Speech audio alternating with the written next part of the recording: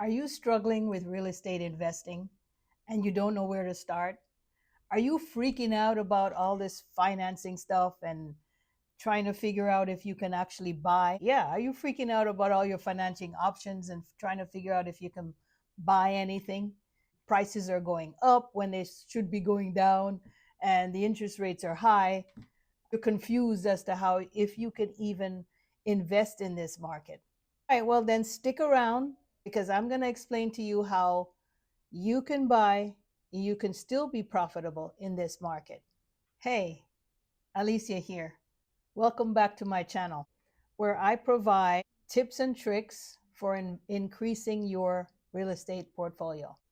In today's video, I'm going to talk about the truth about real estate investing, and then I'm going to give you some effective strategies as to how you can be profitable in this market and finally build your real estate empire. But first, let me just tell you that, as a small investor, and if you are, especially if you're just starting out and you don't really know real estate, you're going to have some negatives, right? There are some negative aspects about it, and I'm going to tell you the truth about it.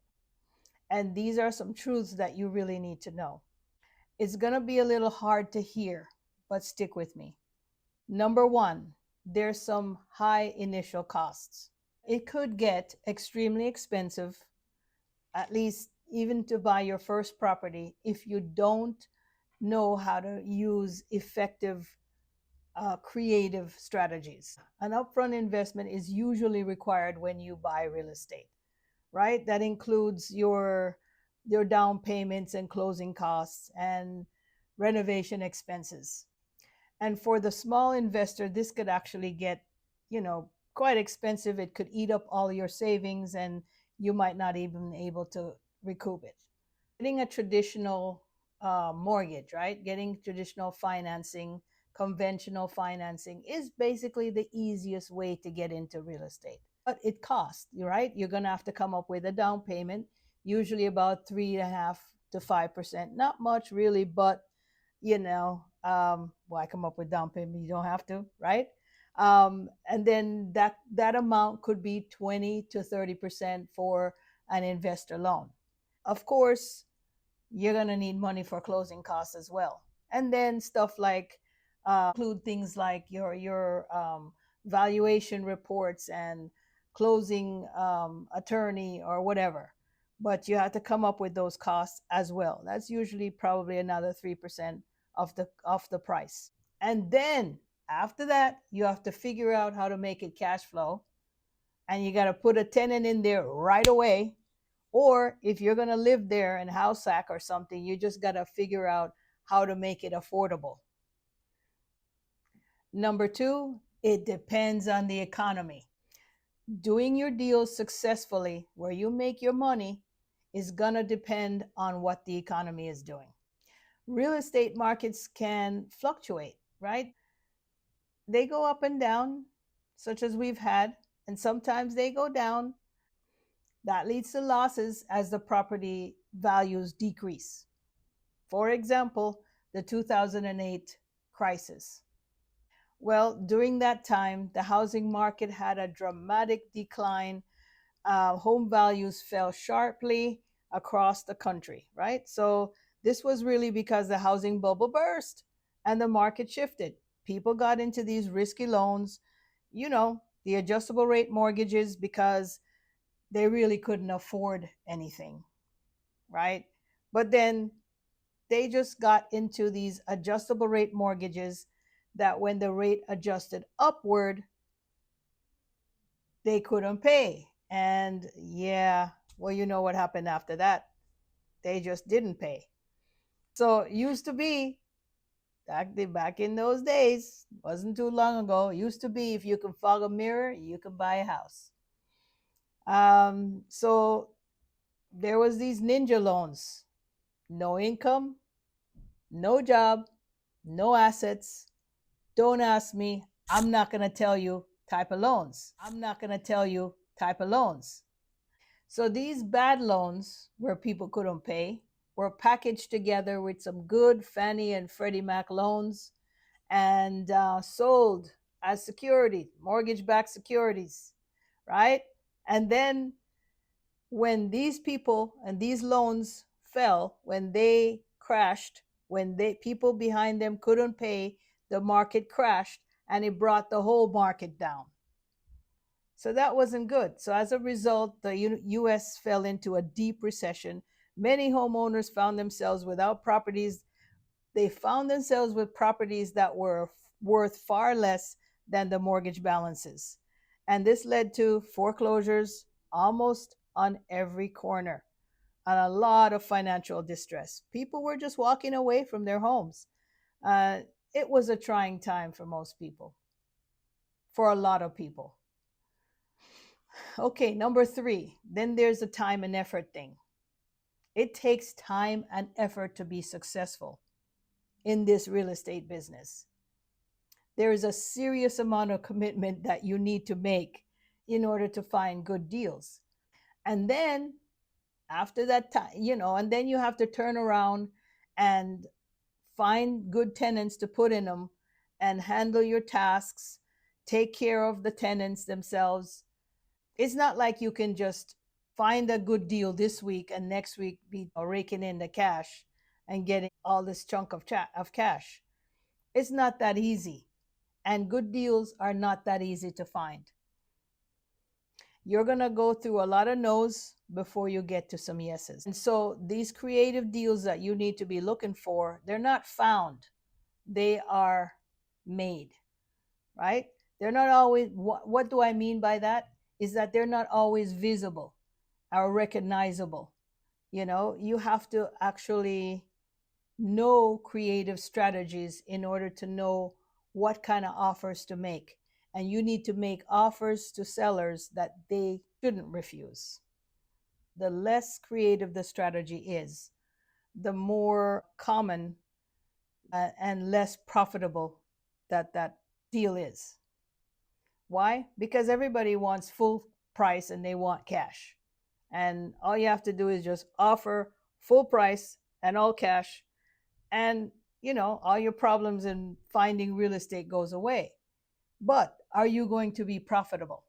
The more the creative strategy is, the more unique, interesting, and rewarding the deal is. And that's because you make them. Number 4, legal and regulatory issues. I can't tell you enough times when you have some issues with the property.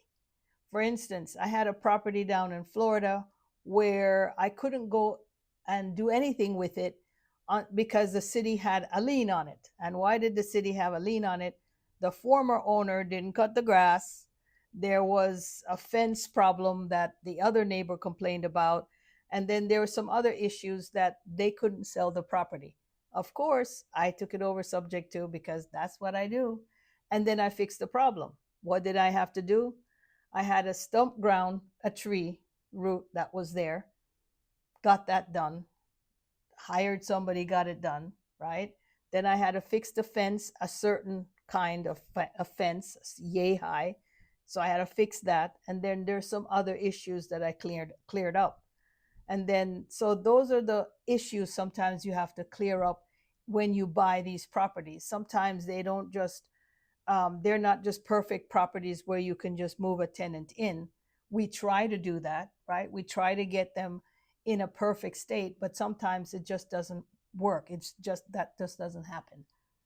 So for example, depending on how you want to use the property that you're buying, you could be using it for a facility, like an assisted living facility, or a short-term rental, like an Airbnb, right? You have to make sure that the zoning laws are not going to prohibit you from running this kind of a business, and local laws or anything like that. So that's what I mean by regulatory issues. Another example is that you bought a rental property and you thought you were going to be able to put a tenant in there, but the condo association says, oh no, you can't rent it out. Yeah, that's a problem. All right, so number 5, then there's always a risk of vacancy. The biggest problem an investor has is vacancy. A vacant property and not being able to find good tenants is the biggest challenge an investor has, and that could just make or break you. You have to deal with that challenge all the time. It's a forever thing. As long as you own that property, that's always going to be a thing that you have to deal with. But the good thing is there are people that can handle all that for you. So you don't have to sit there and worry about it, biting your nails about it all day long. There are other people that can handle that. So let's talk about, so we did go into all of the problems and the truths about getting into real estate. But now let's talk about the benefits. Are you still with me? The truth is what it is, right? I've held nothing back. And I've been in this business for a few years now, so I know what I'm talking about. The fact that you made it this far just means that you're just determined to get into this real estate thing, investing. And that just speaks to your success already. That's a step towards your own success. Consider subscribing and hitting that notification bell. That way you get updated on the latest tips and strategies for investing in real estate. Okay. While these are challenges, don't let that get you upset or anything like that, because if you really want to do this real estate, you're just going to do it. And that just means that if you can persevere, it means that you're going to be that much more successful. It's going to offer you substantial benefits. Real estate investing, when you invest in real estate, it has substantial benefits. And the benefits far outweigh the challenges that you would, and those challenges can be overcome using smart strategies. Good news is that we make a lot of money. I mean, chunks of change. We make some serious cash in this business. I'm glad it's not illegal.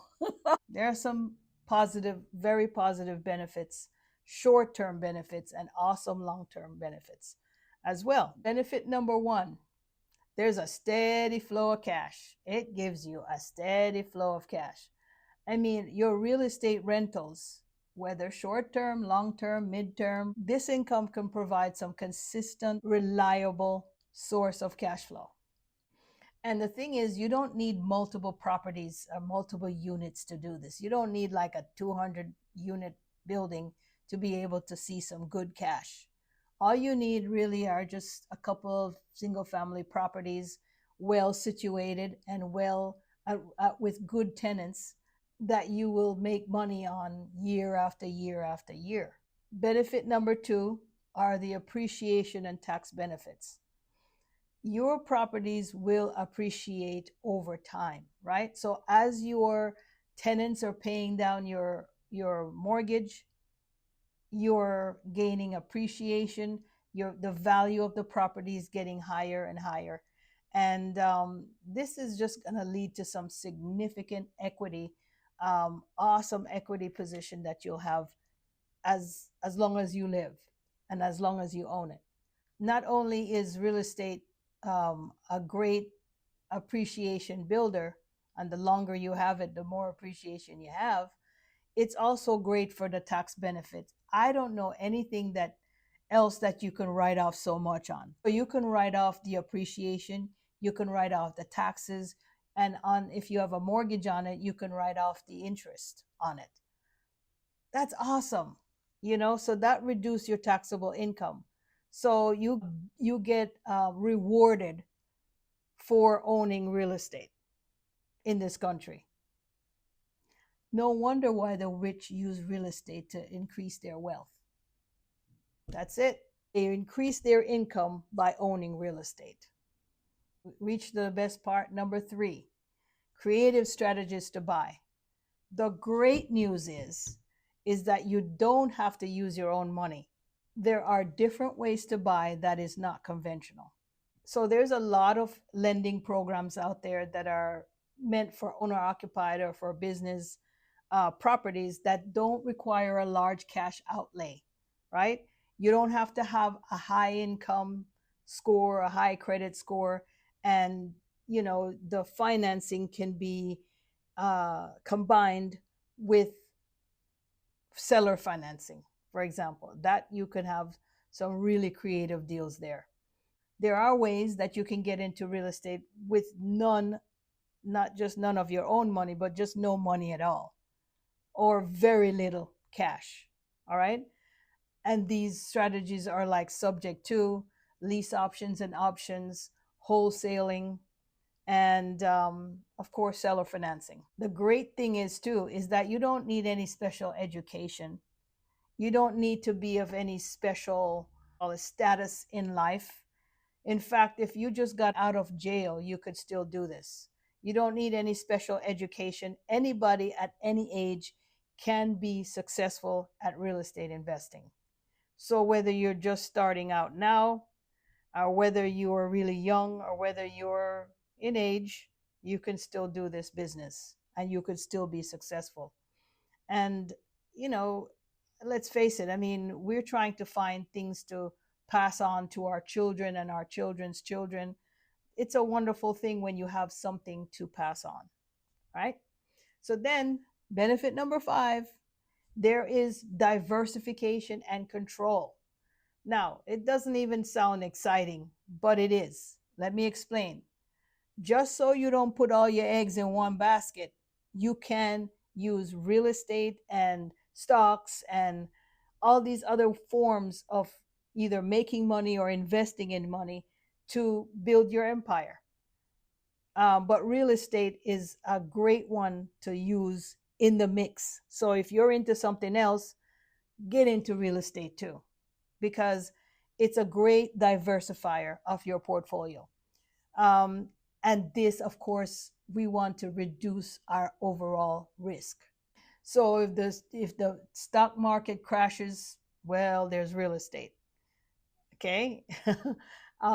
If you don't have a job anymore, if they let you go from your job and you ain't got a job no more, then you can always have real estate to fall back on and count on your real estate investment income. Unlike stocks, for example, where you don't really have much choice in the way and how you can earn more money with it. Not so much, right? You can choose the kind of stocks you can get into, but it's not so, you can't really control it too much. But with real estate, we control it. We can control it by the type of properties we choose to buy. We can control it by, so that means we can use, we can buy maybe lower end properties where we get put in a certain amount of, where we get a certain amount of income from, or we can put a higher end property where we make a bigger amount of money. It's up to us, right? So it's the way we rent it out as well, right? Whether long term or short term. And we get to pick our own tenants. Maybe I only want short term tenants. We get to pick our tenants. You decide what kind of investments and even renovations that you can make, because you can make renovations to increase the income, or you can make renovations that to change how you use the property. You can decide what the value is going to be at the end, because especially with commercial real estate, with the multi-unit properties, the value of that building is determined by the income that it gets.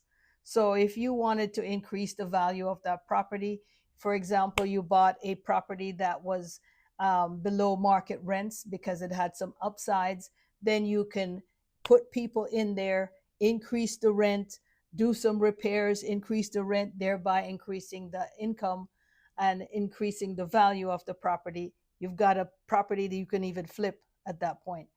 You build equity. You're just building equity all over the place. I mean, as your tenants pay down your mortgage, you are building that equity, and you can leverage that equity and use it to go into higher end or higher valued properties. You can use your equity for getting into other investments, for example, and or you can just not use your equity, knowing that you have financial security and peace of mind. Yes, getting into real estate especially in the beginning, requires a serious amount of time to find some really good properties. But these challenges far outweigh the benefits that you can get by investing in real estate. Yes, you're going to go through some no's before you can get to some yeses, and you'll have to sweat out some of your challenges. There are just too many benefits. You know what I mean? There's just too many benefits to quit now. Creative real estate, like wholesaling, for example, we can earn large chunks of cash, and then we can have financial security in our passive income that's just giving us steady passive income, tax advantages, long-term depreciation, capital gains, and the list goes on. Check it out for yourself, and hopefully this was helpful. Join us over at CashFlowUniversity.com for lots of help and support in your real estate journey. Right, so please share your thoughts in the comment box below, and thank you for watching. See you another day. Thank you for watching.